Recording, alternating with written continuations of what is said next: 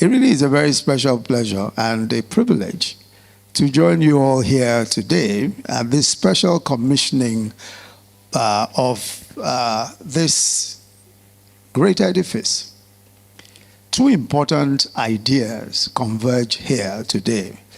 The first is the importance of relevant ideation, research, and teaching.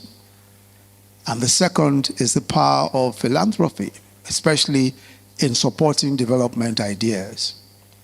The most advanced nations on earth have the best universities. They all indeed have traditions of investment in research, and the best examples are those countries where private and public investment in education is robust. Research, as we heard from the provost of the College of Medicine, in those best practice countries is crucial, is fundamental, and is directed at solving health, technology, engineering, and a myriad of societal problems. The university is the place where the best ideas and solutions are produced, and they're fine-tuned for use. It's not merely an ivory tower. And I just want to make the point, and I think Professor Osinbajo caught it all very accurately, about the importance of research and the place of the University of Ibadan, for example, in the rankings, compared to some of the private universities, in particular, I think she mentioned Covenant University. I'm a professor of law myself. I spend practically all my years teaching and researching. So I know the problems very well. And I also happen to know, to a certain extent, some of the solutions. And you see, the easiest thing in the world is to blame the government. Oh, that's so easy. Everyone can say, oh, government must do more research. Government must pay more, government must pay more.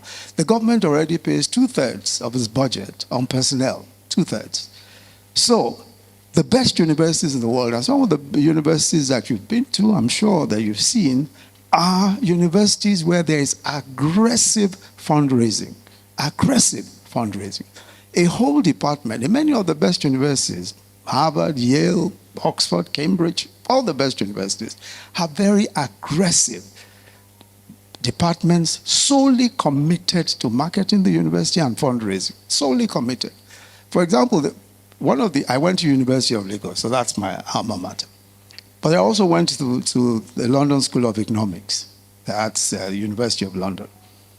Every month, unfailingly, I get a letter from the London School of Economics asking me to give money. Even if it's 10 pounds, they're always aggressively marketing me. And I've been getting this letter since I left in 1981. Unfailingly, every month. I get no letter from the University of Lagos. Not one. Nobody has ever come to me to say, your alumnus, come and donate. No. And I'm sure it's the same here at the University of Ibadan. There has to be aggressive marketing. No government in the world can ever fund universities to the extent that is required. No government. It has to be aggressively marketed. We have to have programs that we're selling so that the university is making money. It is the private money that sustains universities. Today, Harvard has about $52 billion, more than we have in our reserves. All private money.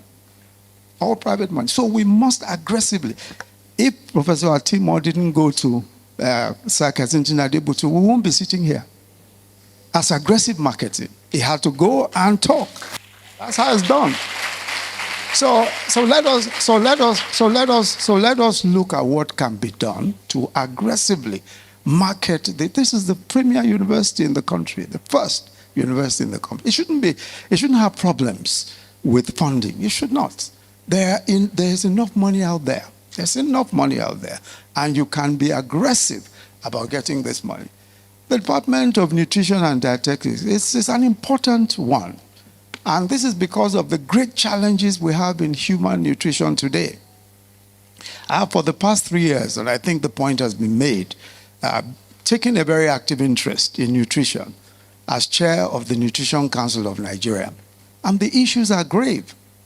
In the aftermath of the COVID-19 pandemic, poverty has deepened, and malnutrition and unhealthy dietary practices have created unique threats to health and productivity for a large segment of our population.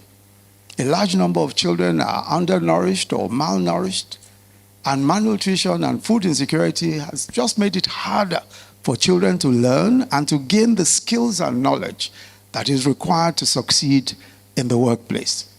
But worse is the mental and physical stunting that is irreversible. So imagine a whole generation of adults who have arrested physical and mental health and the social and economic burden that that places on communities and places on the nation. Imagine the implications of possibly 50% of our population being at risk of irreversible mental and physical stunting if we don't get it right. So I think the work of this foremost institution and this department is well cut out for it.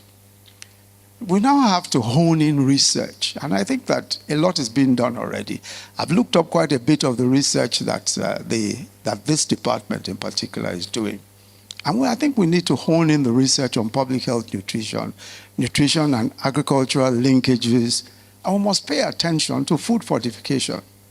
Nigeria has the capacity locally to manufacture ready-to-use therapeutic foods, the so-called RUTF, energy, vitamin, and mineral-rich foods that are used to treat severe acute malnutrition in the country.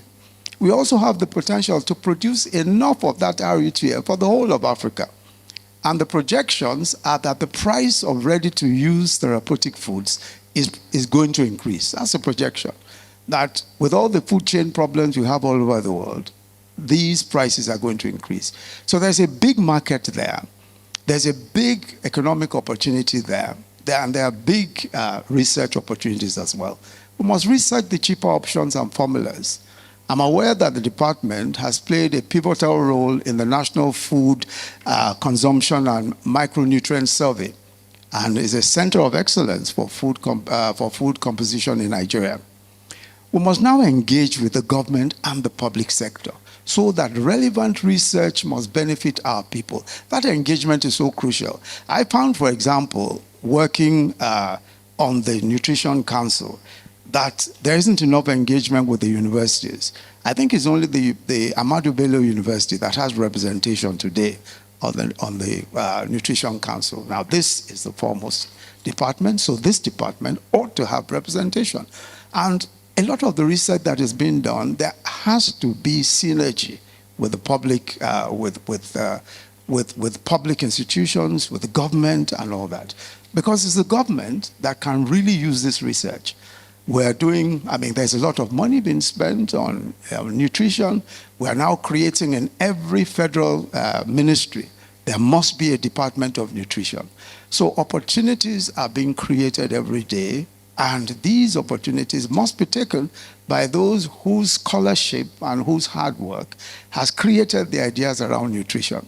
So I think that that synergy between the department here and the government is a very important one.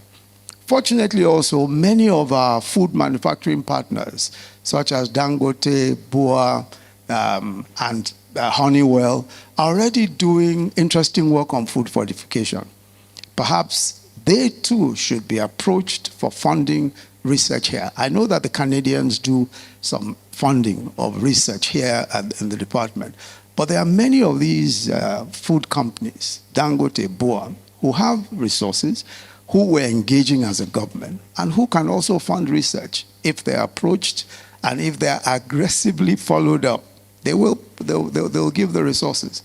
The other point of convergence today, and I said there are 2 points of convergence, is private philanthropy and the public good.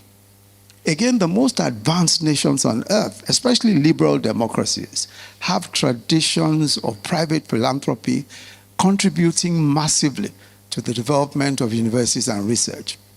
This is why we're also excited about the donation by Chief KENSINGTON ADEBUTU, otherwise known as Baba Ijebu. I'm sure that for those who think Ijebus are stingy, I'm sure you must be thinking differently. I'm sure you must be thinking differently now.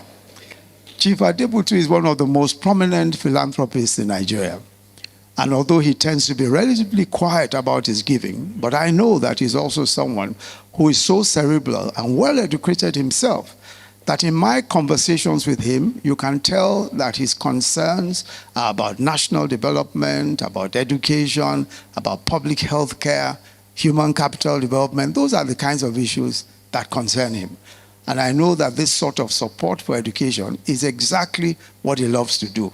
So I think we should press Chief ADEBUTU a bit more beyond this auditorium.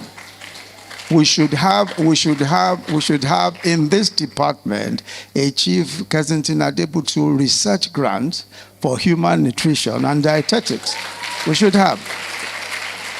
And it's not, and trust me, it's not a big deal for him. just trust me, it's not. So if you go and talk to him properly about this, perhaps Professor Atimo might help again in this respect. And Arekola Oyefes was here. These are people who can whisper a few things in his ears, and I'm sure we'll get some results. I'm glad that he has continually set the pace in supporting human capital development through his huge donations. He's also donated, as we've heard, to the University of Lagos. This is the way it must be. Government budgets alone can hardly scratch the surface of our numerous developmental needs. Private capital must kick in, and positively directed philanthropy is the best course to take. But the coming together of philanthropy and the needs of universities required forward-looking individuals who understand this synergy. University officials must approach the private people. I think this point has been made. Private people in developing countries have several causes and people making daily requests of them. If you look at the number of requests that are made to wealthy individuals in Nigeria, it's a daily thing, unlike in many other countries. And people are asking for everything: school fees, medical fees. People are always asking. So every public institution that wants philanthropy and wants donations must be aggressive. A whole well-resourced department, and I think this is so important. We just need a department dedicated completely to chasing up donors, to chasing up all the wealthy individuals.